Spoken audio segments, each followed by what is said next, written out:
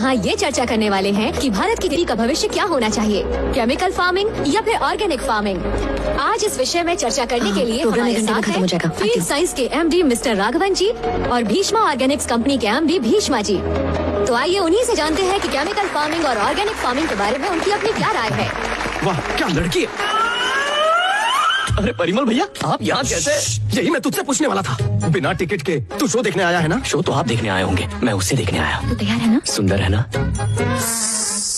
तू लड़कियों के पीछे भागना कब छोड़ेगा? तेरी वजह से नौकरी से हाथ धोना पड़ा, उसके बाद एमएससी एग्रीकल्चर में नौकरी करनी पड़ी, वहाँ पर सैलरी और भी कम थी।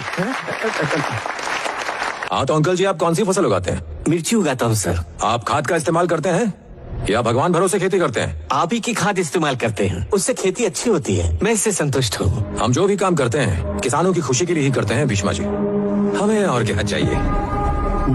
खुशी का मतलब ये नहीं कि कपड़े कितने अच्छे हैं या जेब में कितने पैसे हैं। खुशी का मतलब है सेहत। खुशी का मतलब हमारी अगली पीढ़ी की खुशहाली। अगर रसायनों का इस्तेमाल बंद नहीं हुआ तो हमारे स्वास्थ्य के साथ साथ ही धरती माँ को भी नुकसान पहुँचेगा। ये सब किताबी बातें हैं सर, आज के जमाने में इन्हें कोई नहीं मानता। इन बातों से किसान अब और बेवकूफ नहीं बनने वाले। अब आप जाम्बिया या इथोपिया को देख लें, क्या हालात है वहाँ। लोग भूख से मर रहे हैं। उधर स्विगी नहीं है, पैसे नहीं है। बढ़ती आबादी को देखें तो 2050 में हम जितना अनाज उगाएंगे वो सिर्फ 40% लोगों को ही मुहैया हो पाएगा।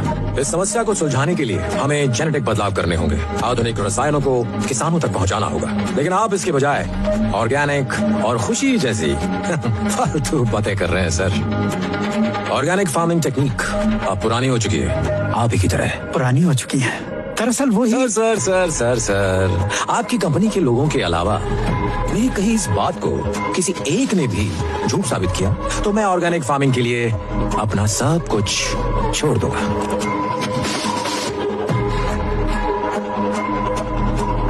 भैया, लड़की को इम्प्रेस करने का एक आइडिया आया है। तो मुझे क्यों बता रहा है? मैं क्या तेरा कबूतर हूँ जो तेरी बात वहाँ पहुँचाऊँ?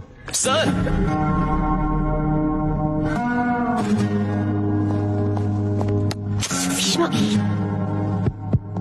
चेक। तुझे पैसे नहीं मिलने वाले हैं। आपने सही कहा सर, यहाँ किसी को भी ऑर्गेनिक फार्मिंग के बारे में कुछ नहीं पता है। जाम्बिया और इथियोपिया जैसे देशों में भूख से मरने वाले लोगों को भी इस सब के बारे में कुछ नहीं पता सर। सर, आप केमिकल से ज्यादा फसल उगाना चाहते हैं ना, तो फिर आपने आपकी कंपनी उन्हीं देशों में क्यों नहीं शुरू की? आपने उन्हें भूख से मरने से बचा लिया होता। लेकिन आप ऐसा नहीं करेंगे, मैं जानता हूँ क्यों। इसकी दो वजह है। एक है पैसा, वो गरीब देश है, वहाँ आप क्या कमा लोगे। दूसरा है मिट्टी, हमारे देश जैसी उपजाऊ जमीन उनके यहाँ है ही नहीं। सर, जब मिट्टी उपजाऊ नहीं है तो आपके केमिकल से क्या होगा? वो क्या है ना, फसल के लिए मिट्टी चाहिए, आपका केमिकल नहीं। हाँ वो तो ठीक है, पर सर, मुझे बोलने का मौका दिया है तो आप बीच में टोकिए मत। ऊपर वाले पे विश्वास करते हैं? बताइए ना सर। हाँ। अरे, आज के इस मॉडर्न जमाने में भी ऊपर वाले पे विश्वास? तो सदियों पुरानी ऑर्गेनिक फार्मिंग अपनाने में बुराई क्या है सर?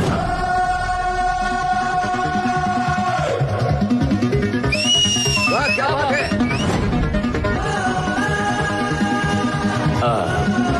हमारे वेदों में और कई धार्मिक ग्रंथों में यही कहा गया है कि जमीन से सोना उगाने के लिए ऑर्गेनिक खेती सबसे अच्छी है। हाँ, यही सच है। अगर इसे सही तरीके से अपनाएं तो कोई शक नहीं कि जमीन को किसी केमिकल की जरूरत पड़े। प्रकृति को हमारी जरूरत नहीं है, लेकिन इंसान की जो भी जरूरतें हैं उसे प्रकृति पूरा करती है। उसे आपके केमिकल से बर्बाद मत कीजिए। अब यहाँ से आगे मेरे दोस्त MSc agriculture gold medalist mister Parimal भाई बोलेंगे, उन्हीं से सुनिए। Thank you.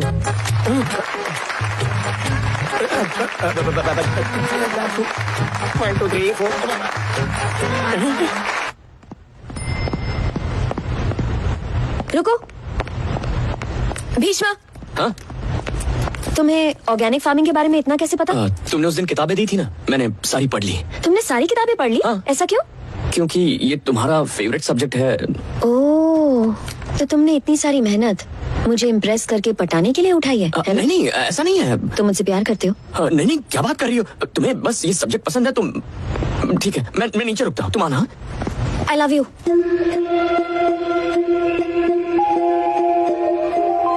I love you. किसी लड़के से प्यार करने के लिए चमत्कार की जरूरत नहीं होती, बस पास दिल में सच्चाई होनी चाहिए। शुरुआत में ही मैं तुम्हें समझ चुकी थी। हेलो। डैड, गाड़ी खराब हो गई है। हैदराबाद के छोकरे बिगड़ते जा रहे हैं। सर, अगर कुछ दोस्त मिलकर मस्ती मजाक कर भी रहे हो तो इसका मतलब ये नहीं कि वो मवाली है या आवारा है। कल वही लोग किस मुकाम पर होंगे ये हमें नहीं पता। आज नुक्कड़ पर पान बेचने वाला इंसान भी सीएम बन सकता है। मुझे तो उसी वक्त समझ आ गया था कि तुम कैसे हो। तुम्हारे साथ बिताया हुआ हर एक पल मेरे लिए यादगार है। तुमने मेरे लिए 10 गुंडों को पीटा, 20 दिन डैडा के साथ बिताए। एक नया सब्जेक्ट तुमने सिर्फ 30 मिनट में सीख लिया। आमतौर पर लड़की खुश होती है जब कोई लड़का उसके लिए कुछ करता है, लेकिन जब कोई उसके लिए कुछ खास करता है तो वो खुद को लकी समझती है। I love you.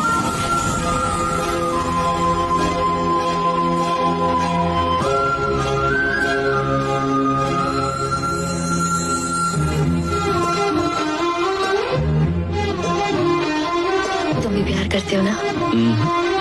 हद से ज्यादा करता हूँ।